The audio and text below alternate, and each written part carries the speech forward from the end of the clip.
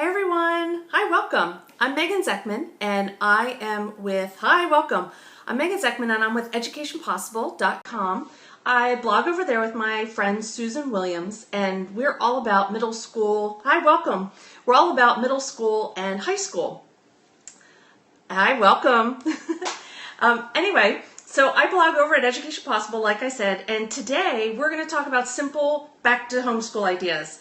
Hi, Amy. Thank you for the love. Thanks for inviting people.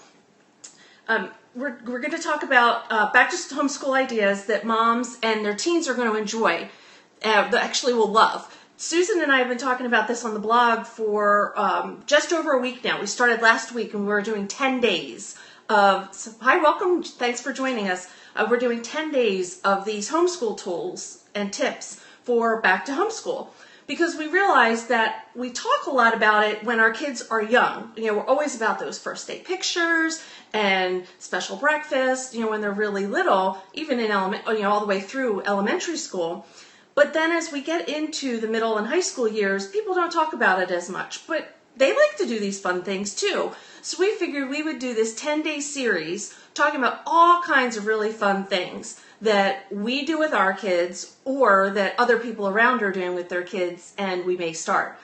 Now, I school year round, and I still do some of these things that we've been talking about. We don't make an enormous deal necessarily about the very first day of school because the way our school system works for homeschooling is you have to get evaluated almost like at the same time every year.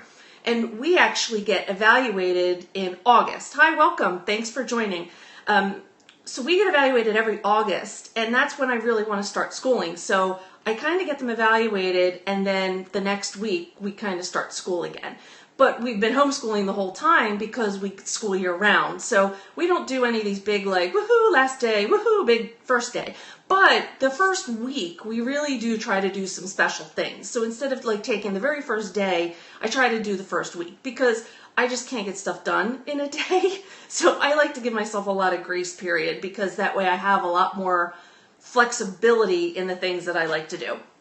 So anyway, I wanted to share today some of the things that we've been talking about and some of the moms have been talking about, some of the things we've been writing and talking about on our blog, and then some of the things that moms have been talking about on our Facebook group, because we have a Facebook group that's specifically for middle school and high school moms, and we talk on there all the time. And we've been sharing about this, like I said, that, wow, we don't talk about this with middle school and high schoolers, but they really like these traditions. And you'll find, if you don't think so, stop doing one of the things you've been doing for a number of years with your kids, and you'll see how much they really, really enjoy what you have done in the past. I've done that before where I think that, oh, it's no big deal, we'll just stop doing this, and my kids go crazy. Well, when are we doing this? And why didn't we do this year? And so they may not say anything to you, but if you stop, they'll tell you. At least that's the way my girls are. So some of the things we've been talking about. The first day we talked about, we had a goal page. I wrote it down because I'm going to forget all 10. Susan wrote this awesome goal page because not only do we as moms need to have goals for our kids throughout the school year, but now that they're teenagers, your teens really should have ideas of what they want to learn this year. It's their education, it's not yours. I've talked about this before on Periscope. Thank you for the love. They need to take some ownership, and by that, they need to talk about what they want to learn. What do they want to study? What do they hope to get out of things this year? Because they should be able to see growth in themselves throughout the year. So Susan wrote this great goal page. It's on our blog. It's free. You can just go download it, educationpossible.com. And so that way you can go through it with your teens and they can tell you kind of what they're looking forward to for the year, and then you can keep it as part of your portfolio, look at it at the end of the year and see, hey, did we hit these goals, did we not? And if you hit the goals early, if you set something that maybe you set a class that's in a semester, I know, isn't it great to talk about your education with your teens and tweens? that was one of my favorite things when they moved into middle school, is these discussions that we have. And I've told them time and time again, they're getting sick of me telling them, it's not my education. I've already graduated. I have an education. Not that I don't learn every single day, but they have to take responsibility because it's their education. I can't do it for them. They have to. So the goal page is great. And if you're doing something with your teens, you're right, they will cooperate a lot more. Hi, Michelle. I've seen that with my teens. I would tell them to do something, and mine are really cooperative. Mine are very easygoing girls, but they are much more excited if it's a class that they've chosen, if it's a curriculum that they've had input on. They are just on top of it, because it's kind of like cooking, right? You want them to eat all these great things, but they're like, no, that's gross, that's gross. But the minute they make it themselves, it's the best thing ever. It's the same thing with their schooling, at least what I found in my school here, my home. So if you're talking about, a class with your kids and it's just a semester, then at the end of that semester, set another goal. Take out another goal page. You don't have to save it for the beginning of the year. But anyway, that's what we started out with. That was day one. Day two was some really cool ideas for that back to school photo. We've all seen the traditional ones that homeschoolers do, and even our traditional schooling mom friends do. And Susan really wrote about out of the box ideas, and some of it is, what are your teens doing this year? Where are they volunteering? What are they excited about? And taking their pictures with that, or some of the curriculum that they've chosen, or books that they've chosen to read this year themselves. And then you can look back, hey, did we do this? Did we read all about it? And you can say, or it will remind you, oh wait, we were reading these this year. Thank you for the love. The third day, I talked about games, because I hate review with flashcards. Anyway, review is really boring, but especially at the beginning of the year, after you've taken a break, because I know many of us have taken a break, you need to review. And so I talked about games like the Scrambled States, which I talked about on Periscope before, one of my favorite geography tools. But I talked about, one of the other things I talked about was Blurt. And I don't know if you've ever used Blurt. It's a great vocabulary game. And I'll tell you, when we play, I lose a lot of times because I'll come up with a word that means similar to what the word they're looking for, a definition, but it isn't the exact word that they're looking for. And I like playing it because it really lets me see how they're thinking, how their vocabulary skills have grown, and lets me know I really need to work on this area of vocabulary with them. So anyway, I talk about a math game as well. So a couple of games that I use for review in my home, because the first couple of weeks, we want to build up some of those tools again, that skills again that maybe they've forgotten. We don't go all the way back, and we don't do as much review as traditional schools do, but we still spend some time reviewing. The next one I talked about were the secrets that middle school moms know. And I'll tell you, the biggest one, I'll tell you right here, the biggest one is that it's not as hard as you think that it is. We all worry about middle school, that it's going to be so much different. And I share really that it's not that different. Things that I use that I change to adapt, that my kids take more responsibility. I talk about discussion, that discussion is a big part of middle school now. And that it really is not as hard as you think that it is. And it's a lot of fun. I actually love middle school. My youngest is now in middle school as well. So that's all I'm doing now. I'll have a 6th and 8th grader as of next week. They get evaluated next week, and then we'll roll into the next school year. The 5th day, we talked about business books. I talked about business books because I want Abigail, my 13-year-old, this year, she's going to have a list of business books, and we're going to go through them throughout the year, kind of one per month. Because she's a really big reader, and so trying to get her into different things. And these will give her leadership. They'll teach her some great leadership skills. They'll give her some personal techniques. She will learn, ways to bring people on to say yes. Entrepreneurial skills. One of the ones I looked at was, what was it called? 7 Habits of Highly Effective Teens, which is very similar to his son wrote it. Stephen Covey's son wrote it, and it's just for teens. So it's as good as the other one, but it gives the teens something that all these interpersonal things that they need to learn. I also talked about the richest kids in America because I want my kids to have their own businesses, and they want to have their own businesses. I don't want them to have to rely on a job, but they need to learn that. And this is great motivation because all these kids talk about these businesses that they've grown, that they started with, and it talks about their passions, how they found what they were excited about, how they found funding, how they found support. and how they give back to their communities, because that's also important to our family. And so they're showing teens how they're doing that. So it's all about kids that have done this themselves. And so my kids are going to be really excited about that book. Then the next day I talked about school-themed crafts. Now mine had a blast. If you have a teen that likes to do crafts, I do. I have very crafty kids, and they love to work on things all the time. And we didn't need a lot of school supplies this year. I bought them a few really cool ones, but the traditional ones, you know, we didn't need pencils, we didn't need paper. I just bought so many in the years prior that we really didn't need to go shopping. But I still wanted to start them out with some new things, so we repurposed a lot of the things we had instead. So we redid some composition books. We made a book cover, which we've never had a covered book here, so I was so excited because I always covered books in school. And so now Abigail made her own book cover. It was really cool with all this folding paper. It was very bright. She did all this neon paper that she did. My favorite one, and this was the girls' favorite one as well, it was from Hip to Save, and it is a Ziploc bag, the zipper top one. She cut it off, they cut it off at the bottom, and they covered it in duct tape, so it's a pencil case. But it's all based around a Ziploc bag, and it's totally sturdy because of all the duct tape. They made so many of those. They thought that was the coolest thing ever, and it was so cheap and so easy. It took them no time to make those. The hardest was getting, we got duct tape stuck everywhere because it was duct tape. Then today Susan talked about things that homeschool moms should have in their toolbox. So, there's a bunch of stuff that all of us seem to use, these basic things. So your 3-hole punch, you need a good pencil sharpener. And one of my favorite ones that she included was actually a laser printer that I use.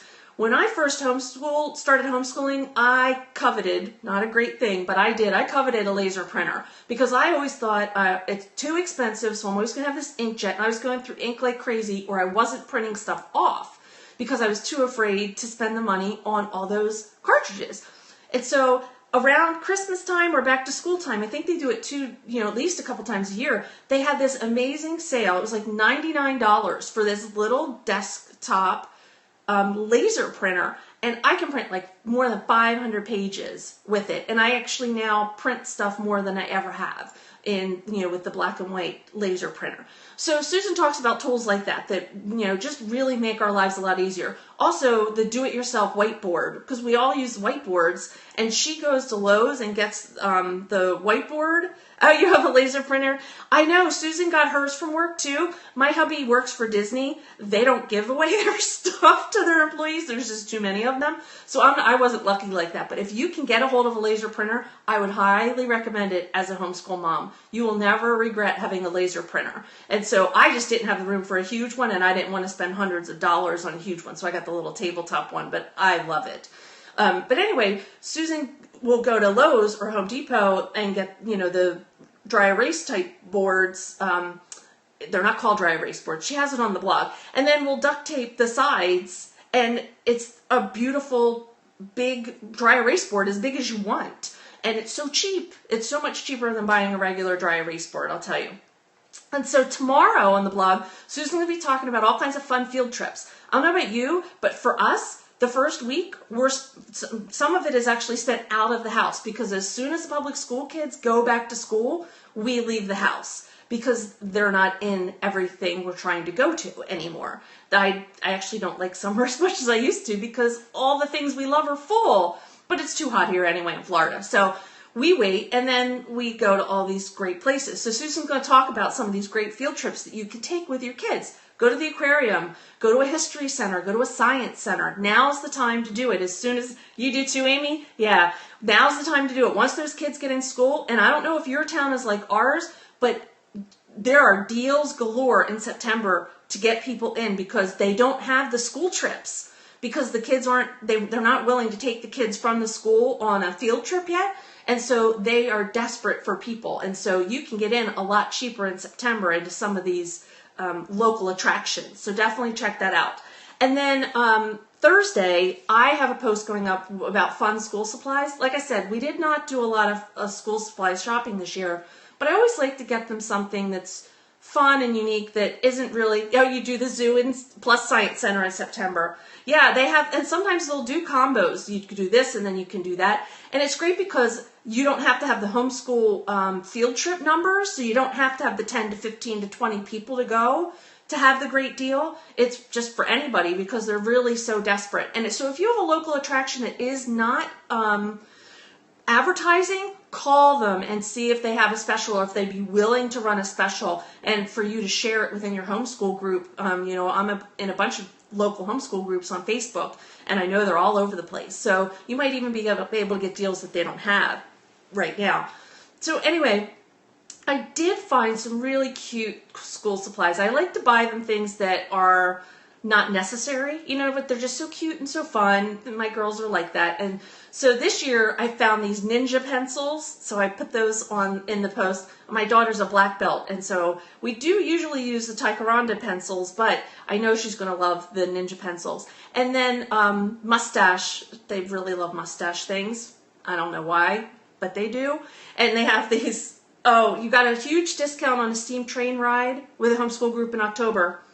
And I'm telling you, September, and you're right, even into October, because they're especially, they're working toward getting them back into school. They're working on tests, getting ready, starting to work on that testing that they need, and they won't take them out for field trips. May is not the time to go looking for discounts because all the schools are out taking these field trips. But September, October, they are big on getting homeschoolers discounts.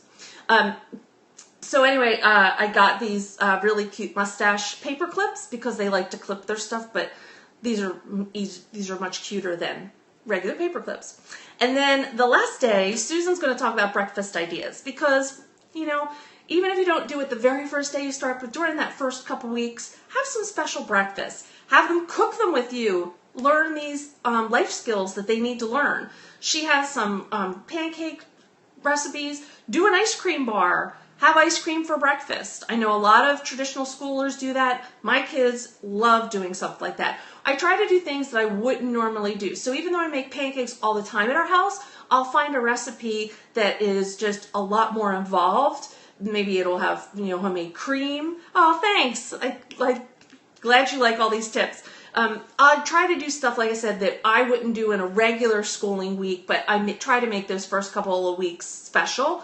And I don't do them every day because no one has time for that, but I will throw a couple in here and there. And mine are really starting to get interested in cooking more and more, and so I'll try to have one of them alongside of me as I'm doing those, because then it's kind of a double duty. They're learning these life skills, I'm getting help in the kitchen, and we have a great breakfast. If you can, take them out to lunch. If you don't want breakfast, do a lunch, do a dinner. It's up to you. But do things throughout the first week or so to try to make it special. Even for us that have been schooling year round, it gets, you get tired of it sometimes. All kids get bored and get frustrated, and moms do too. They get burned out. So it's nice to take a break, and especially if you have taken the time off and you are trying to get them back into the grind, try to ease into it if you can. Everyone will be a lot happier. So anyway, I'm Megan Zeckman, and I'm with educationpossible.com, and I blog over there with Susan Williams, and we talk all about middle school and high school there. So if you have a middle schooler or a high schooler or a soon-to-be middle schooler, hop on over. We talk all about all kinds of curriculum, all types of tips, because that's our kids are middle school and high school, so that's all we talk about because that's what we know. You're welcome, Amy. Thanks for joining me. I'll be back tomorrow. I'm going to have one of my kids on, but I'm not sure what we're going to talk about. They're actually serving at the church today, and we haven't had time to talk about it. So I'm Megan Zeckman. I was talking about back-to-school homeschool ideas for moms and teens. And if you want more homeschooling ideas, we do homeschool scopes. So look us up on Facebook, and there's a bunch of us doing all kinds of homeschool scopes out there. Thanks for joining me. I'll see you tomorrow. Take care.